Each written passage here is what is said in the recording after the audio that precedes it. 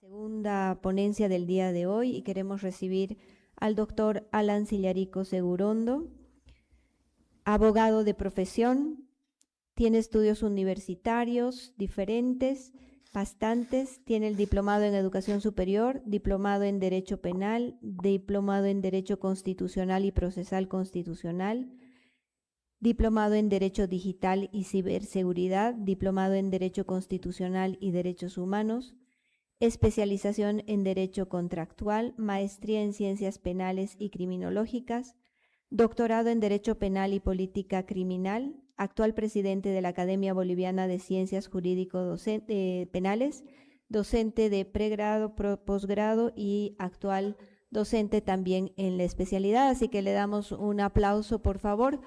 Él nos acompaña de forma virtual. Y también tiene 30 minutos para su exposición y luego daremos paso a las preguntas. Muchas gracias.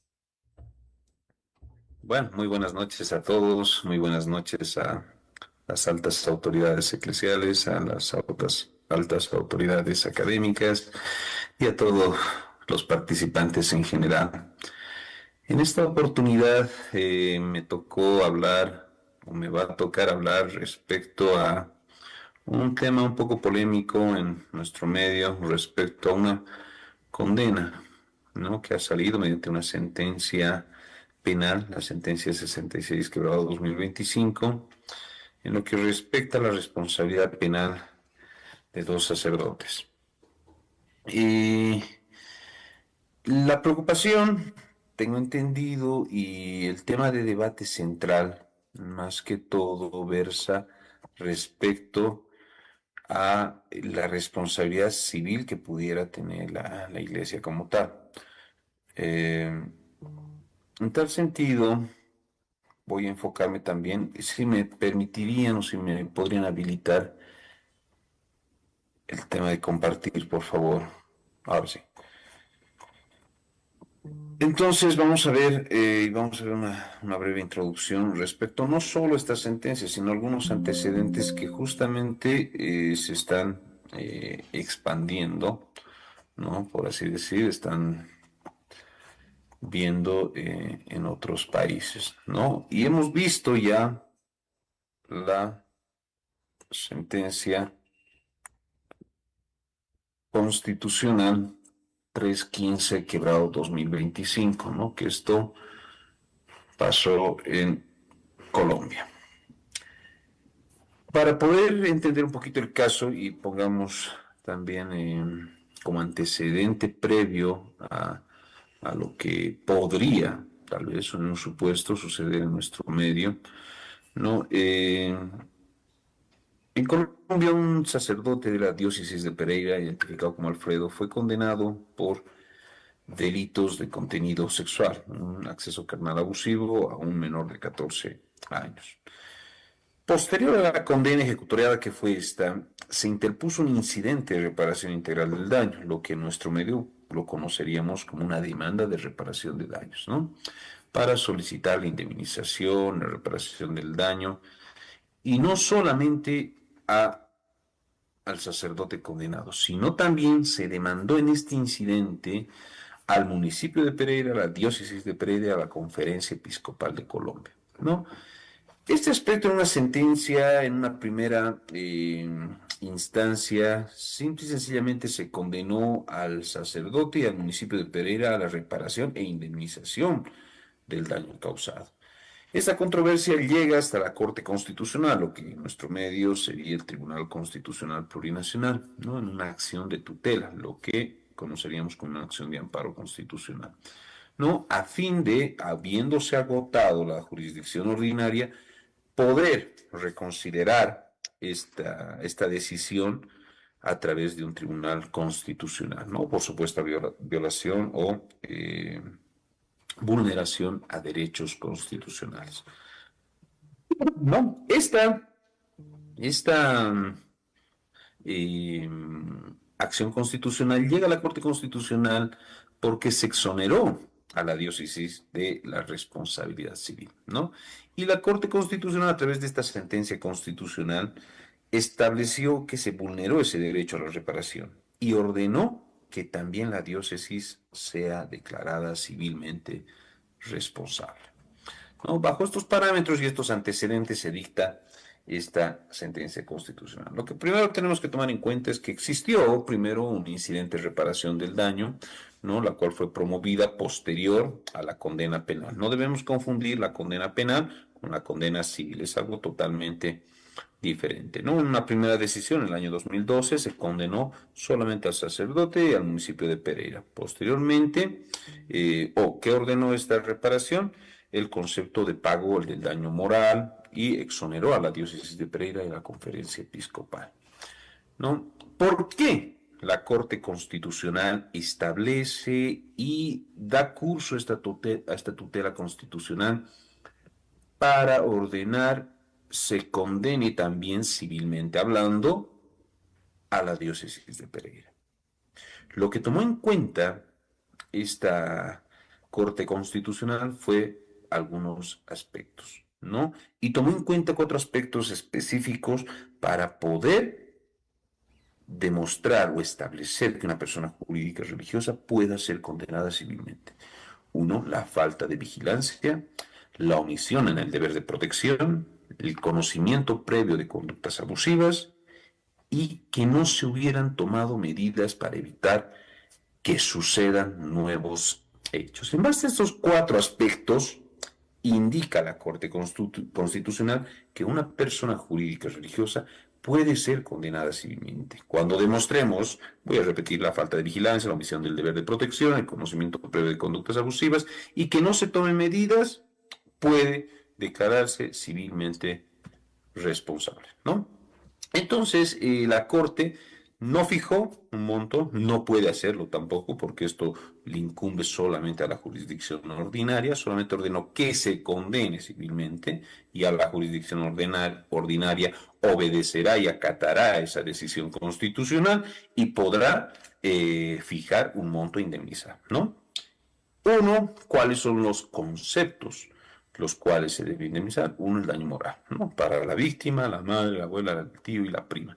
Pero hay algo bastante importante, y esto, los que estuvieron conmigo en la especialización lo van a poder entender, es el daño a la vida de relación, lo que conocemos como el proyecto de vida, ¿no? El daño que se causa al proyecto de vida, una persona jamás va a volver a tener la vida que hubiera tenido normalmente cuando es víctima por este tipo de delitos de contenido sexual, ¿no? El daño existencial, la alteración de las condiciones de existencia, entre otros, que van a dañar principalmente el proyecto de vida que uno tenía, es decir, desarrollarse de una manera normal, tener esa vida, dedicarse a algunos aspectos, amistades, amigos, relaciones sociales para su vida en el futuro, aspectos que se encuentran totalmente dañados hacia adelante, ¿no? Entonces la Corte también consideró este aspecto a fin de poder ordenar que se repare por estos daños causados, ¿no? ¿Por qué la diócesis fue declarada responsable? Porque existían antecedentes previos, no se informó a las autoridades, es decir, no se presentó las denuncias correspondientes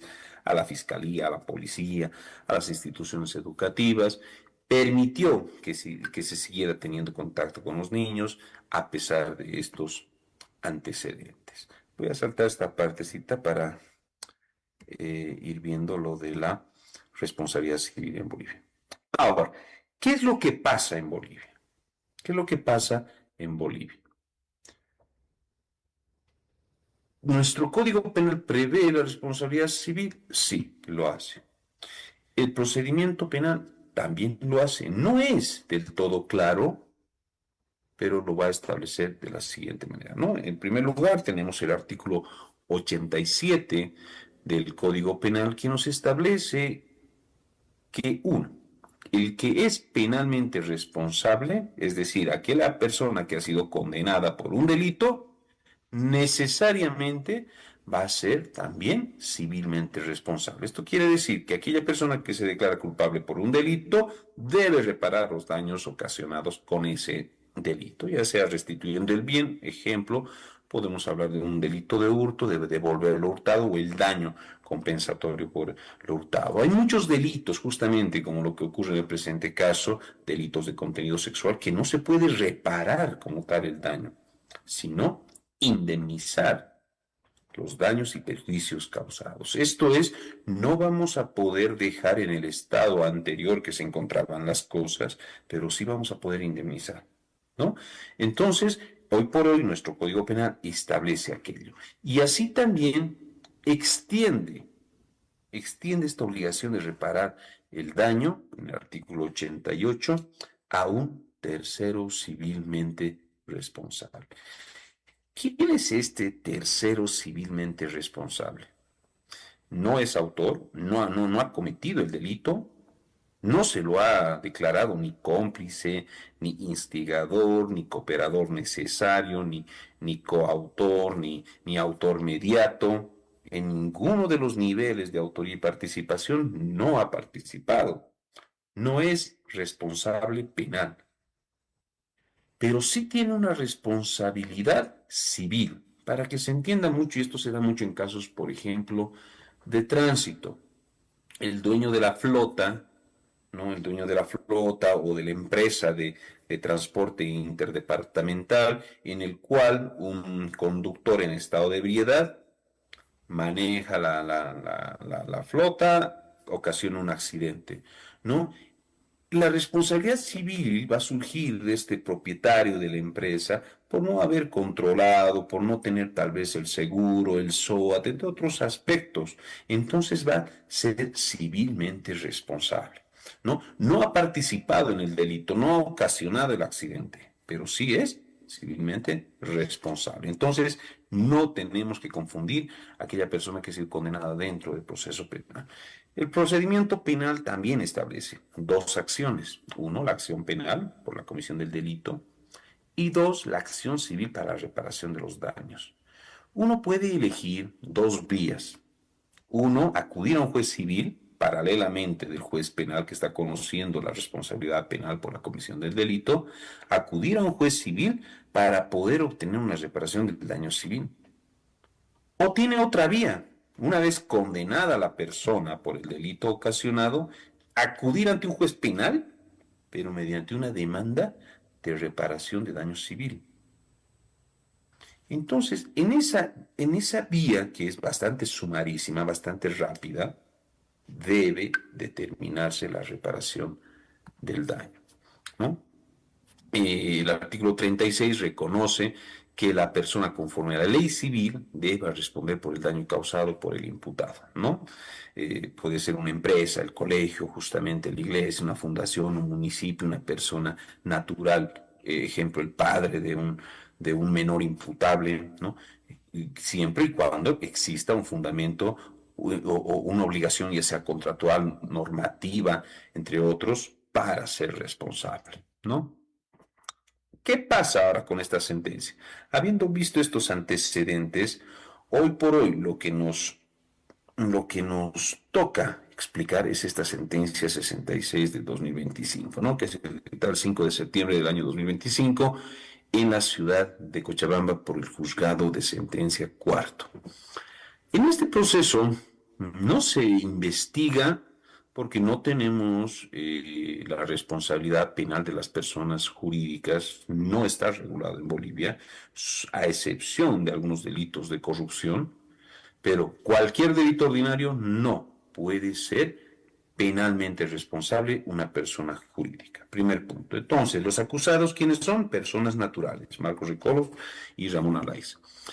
Estas personas que fueron declaradas culpables, no se ha ejecutoriado la sentencia, por tanto, debe considerarse inocentes hasta que no pase a autoridad de cosa juzgada esa sentencia. Sin embargo, en primera y en instancia de alzada, fueron declarados culpables por el delito de encubrimiento. El encubrimiento no lo tenemos que ver como un nivel de autoría o participación, como el cómplice, como el instigador, como el cooperador necesario. No, el encubridor, por así decir, no es un nivel. No se puede decir encubrimiento del delito de. El encubrimiento es un delito autónomo, como decir estafa, hurto, robo, asesinato, violación. Es un delito autónomo. Esto se comete cuando no denuncio estando obligado a ello. No quiere decir que necesariamente exista un delito principal. ¿Ya? Entonces se les condenó por este delito de encubrimiento, imponiéndoles 1 año de privación de libertad. Este delito está previsto en el artículo 171 del Código Penal. ¿Cuáles fueron los antecedentes? ¿No? Se originó por supuestos abusos sexuales cometidos por Alfonso Pedrajas Moreno, ¿no? En el Colegio Juan 23 de Cochabamba, en el cual era un sistema de internado con niños y adolescentes, ¿no? Reconstruye esta sentencia episodios de violencia, abuso sexual cometidos por Alfonso Pedrajas Moreno, ¿no? Y funda la condena en estos hechos. Sin embargo, nunca fue investigado el sacerdote Alfonso Pedrajas, no fue condenado por ningún delito. Solamente se investigó, se enjuició y se condenó a los señores Marcos Reconos de Arquer y Ramón Alaís Buquet. El objeto del juicio justamente fue el encubrimiento. No fue los abusos como tal.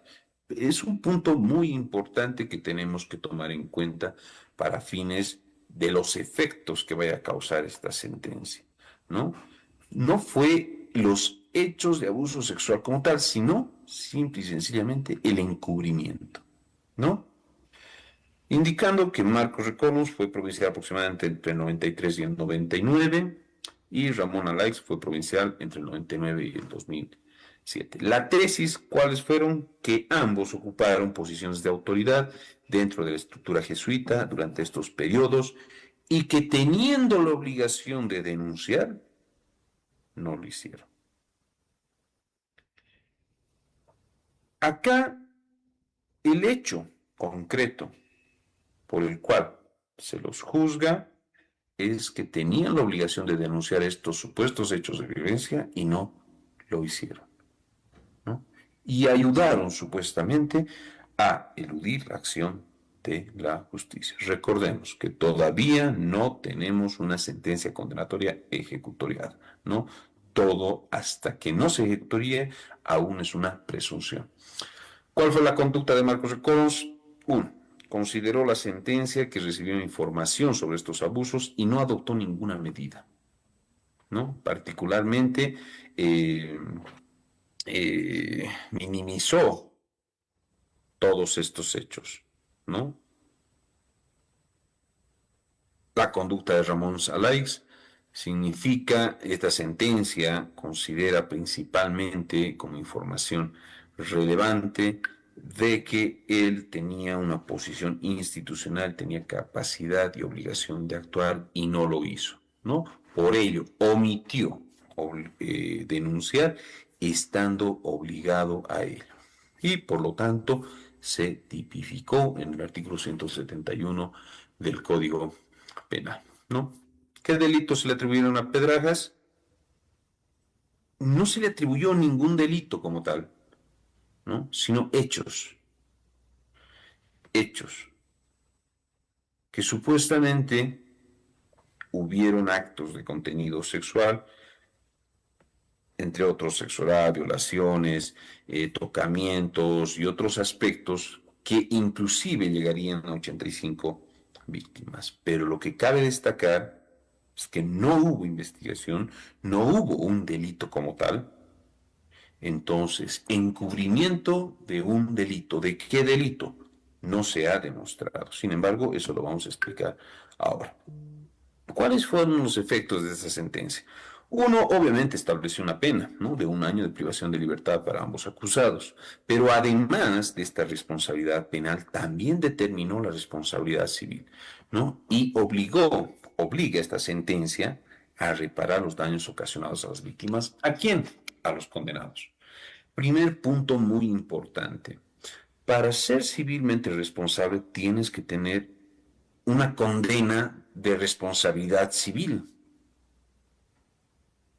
¿A quién ordena esta sentencia penal a pagar los daños ocasionados? A ambos condenados de manera personal, como personas naturales. También a pagar las costas a favor del Estado. Sin embargo, acá abre una puerta e inclusive una vez ejecutoriada no se va a poder hacer caso omiso, porque entraríamos también en otro delito de encubrimiento por parte de las autoridades ejecutoras del sistema penal. Obliga a que se investigue a posibles abusadores, cómplices o encubridores que se hubieran identificado durante este proceso, ¿no? Esta sentencia, repito, hoy por hoy no se encuentra ejecutoriada, no contamos de manera pública con, la, con el auto de vista ni la apelación que se hubiera interpuesto contra la sentencia, pero sí se interpuso una apelación restringida. La Sala Penal del Tribunal Departamental de Cochabamba confirmó la sentencia en todas sus partes. A esta sentencia se interpuso recurso de casación, algo que debemos considerar y debemos tomar bastante en cuenta. ¿Quiénes apelaron a la sentencia? Es un tema muy, muy importante. ¿Por qué lo digo? Lo apelaron ambos acusados. No sabemos el tema de fondo, no sabemos los agravios por los cuales se ha interpuesto esta apelación restringida.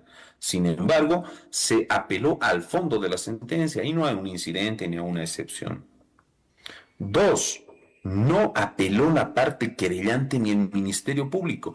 Eso significa que no pueden incorporar más personas o responsables civilmente dentro de esta sentencia. Es algo que ya corta que pueda ampliarse más allá esta sentencia, ¿no? No necesitamos ver el fondo porque existe un principio, el non reformatio imperius. Creo que lo puse acá. Perdón. Creo que no. Un principio non reformatio imperius significa que un recurso, una reforma, un recurso de apelación, impugnación, no puede dar lugar a una reforma en perjuicio, en contra del propio acusado quien impugnó o apeló esa sentencia. Es decir, yo apelo a la sentencia y el tribunal no puede reformar esa sentencia en mi contra. Por tanto, al no haber apelado ni el Ministerio Público ni la parte querellante, no existe la posibilidad de que se agrave esta sentencia. Entonces, inclusive confirmándose esta sentencia en el Tribunal Supremo de Justicia, no daría lugar a algo más grave ni otras personas ni otros responsables, ¿no? Ya ha cortado la ampliación de este aspecto, ¿no? Para el encubrimiento, lo hablábamos hace un momento, es necesario que se determine la existencia de ese delito. ¿Qué están encubriendo? Un delito, perfecto. Pero si nunca se ha demostrado que se ha cometido un delito, entonces, ¿qué es lo que estoy encubriendo? No es una pregunta que debemos hacernos. ¿El delito de encubrimiento necesitará que se demuestre la existencia de un delito previo? Al ser un delito autónomo, ya el Auto Supremo 303-2006, en su doctrina legal aplicable, ya ha expresado que para poder sancionar por el delito de encubrimiento no se requiere haber declarado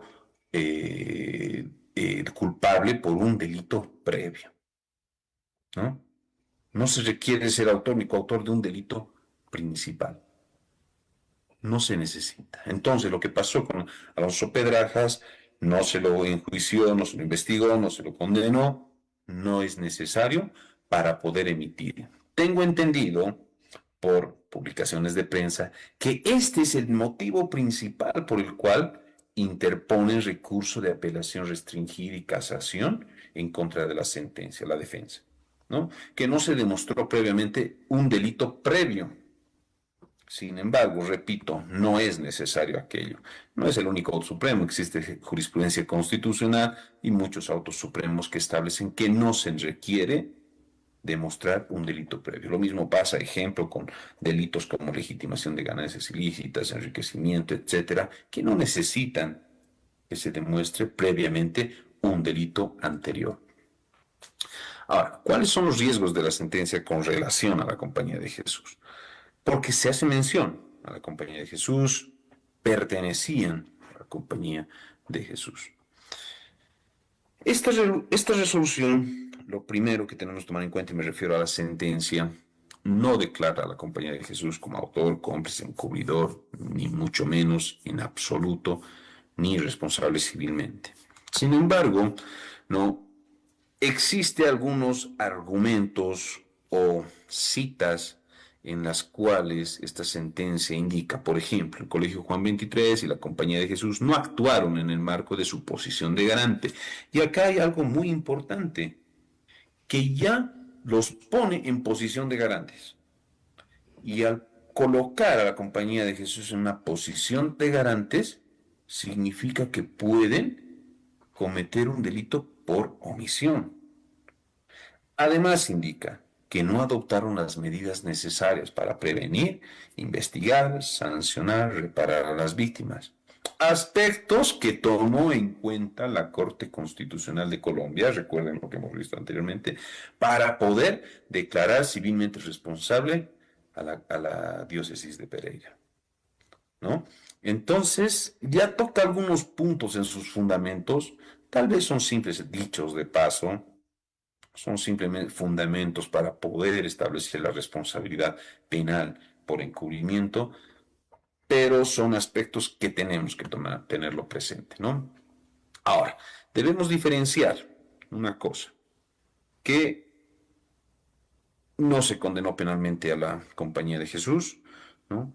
No es, o perdón, no está automáticamente demostrado por la sentencia de que exista una responsabilidad civil por el simple hecho de fundar la misma en algunos aspectos, ¿no? La sentencia penal no puede transformarse automáticamente a una persona jurídica no condenada, ¿no? Entonces, no se hizo mención a un responsable civilmente, a un tercero civilmente responsable. Sí se hizo referencia a los civilmente responsables, que son ambos condenados, pero no a un tercero que no ha participado o que no está siendo penalmente responsable, ¿no? Además, debemos agregar, el delito que se condenó es el de encubrimiento. Primer punto, y lo pongo en mayúsculas. Entonces, los supuestos daños ocasionados no tendrían relación con el delito principal. Hemos aclarado que el delito de encubrimiento es lo que se ha sancionado. El encubrimiento no es un grado de participación, es un delito como el accidente de tránsito, como estafa, como hurto, como lesiones. Es un delito totalmente autónomo. Entonces, al ser un delito totalmente autónomo, ¿qué es lo que se puede pedir de reparación del daño cometido por ese delito? No por el delito de abuso sexual, entre otros, que hubieran sido cometidos por el señor Alonso Pedrajas, sino el único daño civil que se puede reclamar es por el encubrimiento. Es decir, el no denunciar qué daño causó. No es lo mismo decir la violación qué daño causó. No sé si me dejo entender. Entonces, ¿qué daño generó el encubrimiento? No es lo mismo que establecer qué daño generó la supuesta violación. Entonces, en un supuesto caso de reparación de daño, solamente se podría tomar en cuenta el tipo penal de encubrimiento, los hechos de encubrimiento. ¿Cuáles son los hechos de encubrimiento? El no haber denunciado. ¿Qué daño se ocasionó al no haber denunciado? A ello es lo que debemos remitirnos. ¿Qué pasó posteriormente? Existirá un auto de vista. ¿Qué dirá este auto de vista? Repito, no es de acceso público. ¿Quiénes apelaron? Tenemos en cuenta, tenemos conocimiento solamente por medios de prensa, que solamente fue la defensa y no ambas partes, ¿no? Por tanto, no se puede cambiar en contra de los propios imputados la condena cuando ellos mismos han apelado. Es decir, non reformatio impeius, no puede ser reformada en su perjuicio. ¿Cuál es el resultado de auto de vista? Lo único que conocemos es que confirmen todas sus partes sin agregar más, sin quitar nada más a la sentencia. Es decir, es totalmente confirmatoria. La sentencia no condena a un tercero civilmente responsable, solamente a los condenados penalmente, ¿no?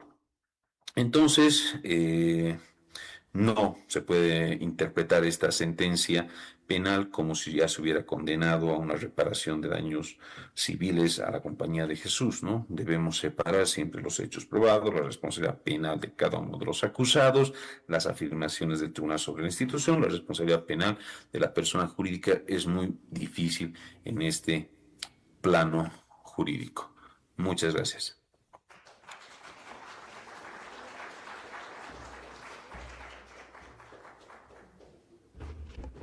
Agradecemos la participación del doctor Alan Cillerico y vamos a pasar a las preguntas. No sé si también tenemos preguntas para el doctor, mientras le voy a pasar preguntas a...